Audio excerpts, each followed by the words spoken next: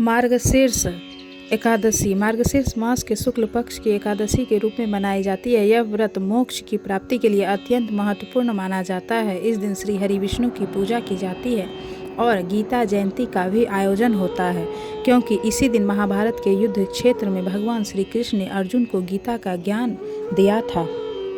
आप लोगों का स्वागत है रजनी रोहित सिंह यूट्यूब चैनल पे। तो आज मैं आप लोगों को मोक्षदा एकादशी के बारे में बताऊंगी कि मोक्षदा एकादशी करने से, मार्गशीर्ष मास की मोक्षदा एकादशी करने से हमें क्या प्राप्त होता है, हमें कैसे मोक्ष की प्राप्ति होती है और हमें क्या क्या पुण्य प्राप्त होता है।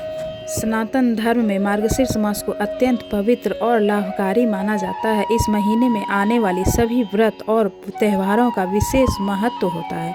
इसी माह के शुक्ल पक्ष की एकादशी तिथि को मोक्षदा एकादशी के रूप में जाना जाता है। इस वर्ष मोक्षदा एकादशी का व्रत कल यानी 11 दिसंबर को रखा जाएगा।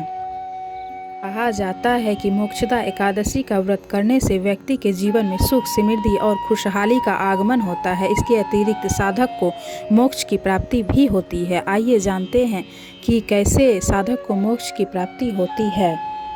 एकादशी का प्रारंभ 11 दिसंबर को 3:42 पर होगा और इसका समापन 12 दिसंबर को 1:19 पर होगा। इसलिए मोक्षदा एकादशी का व्रत 11 दिसंबर 2024 को रखा जाएगा।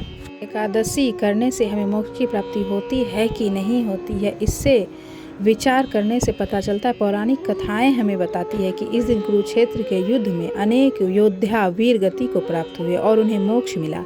इस व्रत का पालन करने से सीधे तौर पर मोक्ष की प्राप्ति होती है, किंतु पुण्य के फल अवश्य मिलते हैं। यह मान्यता है कि मोक्षदा एकादशी का व्रत करने से आत्मा और मन की शुद्धता बनी रहती है। इस व्रत के माध्यम से व्यक्ति अपने पापों से मुक्त होता है और उसके जीवन में सुख और शांति का संचार होता है।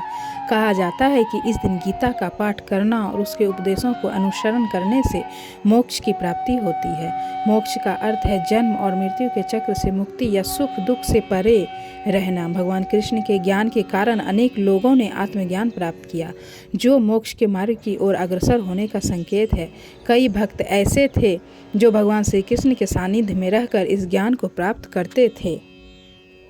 मोक्षदा एकादशी के दिन भगवान विष्णु, माँ लक्ष्मी और श्री कृष्ण की पूजा करने से पापों का नाश होता है। साथ ही संतान प्राप्ति की कामना, धन प्राप्ति की कामना सारी पूर्ण होती है। के पालनहार भगवान विष्णु और माता लक्ष्मी को प्रसन्न करने के लिए मोक्षदा एकादशी तिथि को अत्यंत महत्वपूर्ण माना जाता है।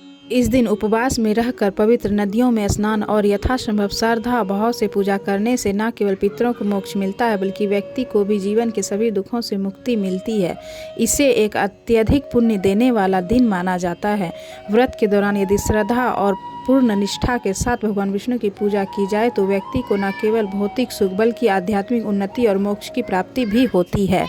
मोक्षदा एकादशी का दिन गीता जयंती के रूप में भी मनाया जाता है। भगवद गीता जीवन के महत्वपूर्ण उपदेशों से भरपूर है। गीता के उपदेशों के अनुसरण, सत्य, अहिंसा, प्रेम और अच्छे कर्मों को जीवन में अपनाने से ही मोक्ष प्राप्ति संभव है।